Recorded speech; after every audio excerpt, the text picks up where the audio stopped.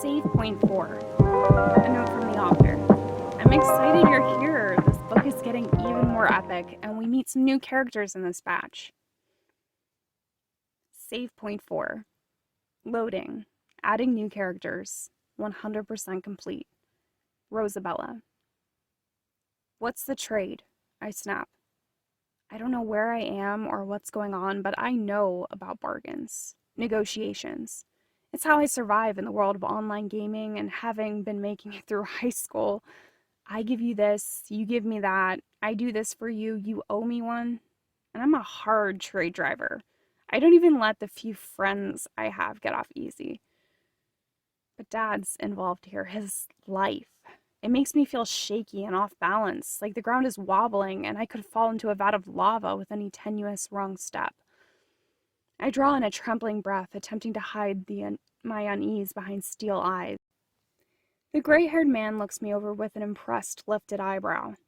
Determination 65 looks good on you. Well, you're brave for a reason. You're gonna need to be.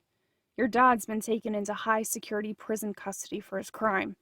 In fact, it's highly unlikely that anyone has enough skill to bust him out at this point.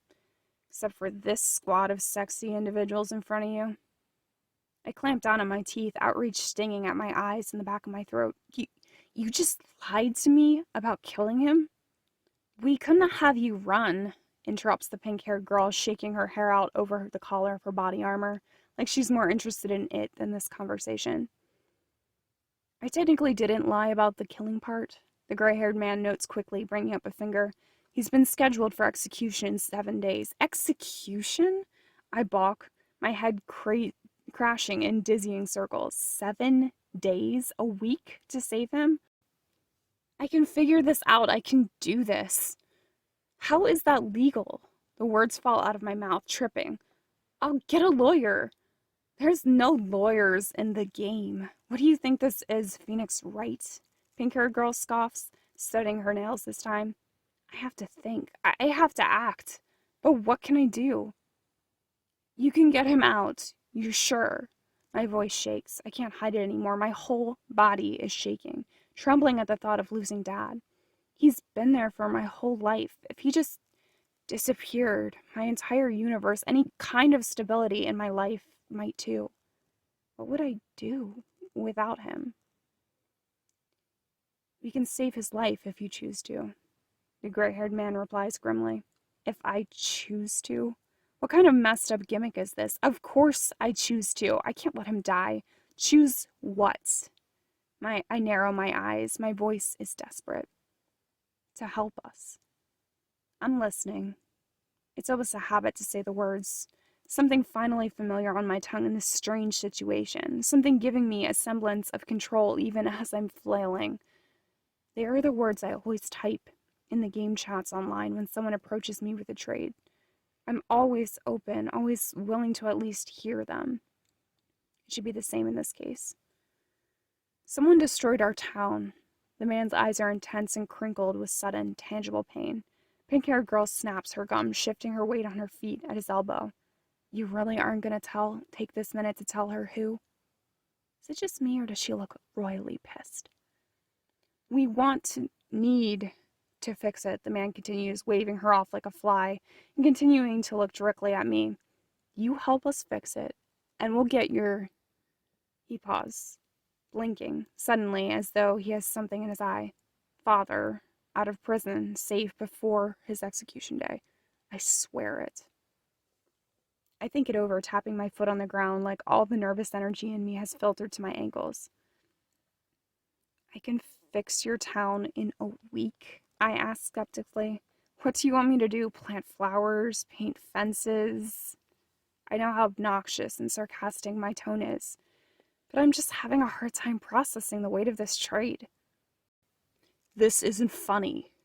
One of the guys from the side steps forward to interject. He's middle-aged, his brown hair fluttering behind him in the wind, is straight and long, and deep freckles dot his nose. If I was looking at him from behind, I might have thought he was a girl, because of the locks, if not for his burly warrior stance. Rosabella has a point. She doesn't know what's involved, the gray-haired man says patiently, cutting the other man off with a slice of his hand before looking back at me. It requires you to take some things back that were stolen from us and put all of those things together to bring our town back to life. I don't like the hesitance of his words, how carefully he's speaking, or his darting sideways glance at the members of the black-clad group. Why do I get the feeling you're not telling me everything? I hedge.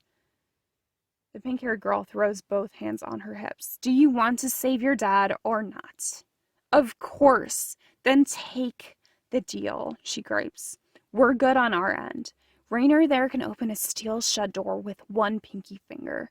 She gestures to the long-haired guy whose squat muscle mass alone seems to back up her statement. And Dorcas over there?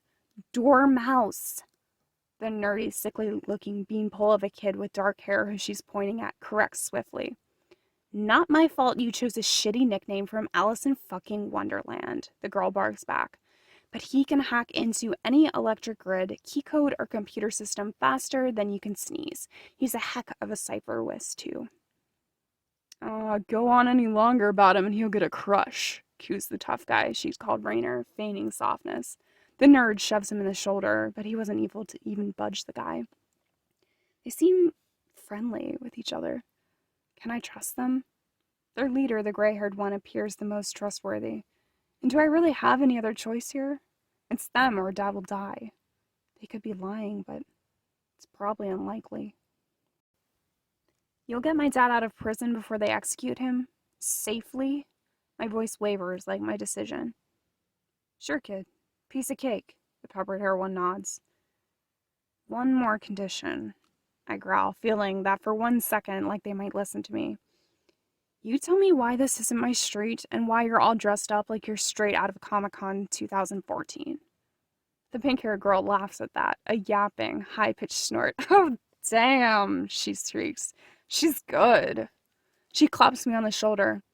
You really think we'd haul you into this mess without explaining things first? Buckle up, you've got a hell of a learning curve.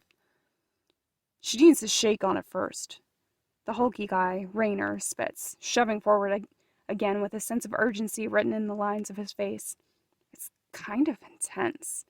I back up slowly. He's not going to attack me or something, is he? A gray-haired man lifts his hand like a peace offering between the two of us. Sure. His voice is even and calming. Just shake on it. Right, Rosabella? I look at his hand extended there in midair and make a decision. A note from the author. Ooh, yikes. A handshake. Is our girl Rosabella making the right choice? Author's side note. I've decided to make these chapters longer, which is great news for you. In fact, I'm so enamored with the story that I have decreased the other book I've been writing on Royal Road down to weekly or bi-weekly updates just so I can continue to post longer daily episodes of this one. That goes to tell you something. This is the first book where I've had the whole plot dropped on me all at once, out of the sky, I might add. I love the epic feeling of it all and have created so much character art and extras for you to view on my Patreon. I know we're just getting started here, but I hope that in time you'll be as in love with the characters and story as I am and will want to check it all out. Best to you. Throw me a comment, a hello, a goodbye, something, and follow and fave the story if you're feeling the vibe. Thank you.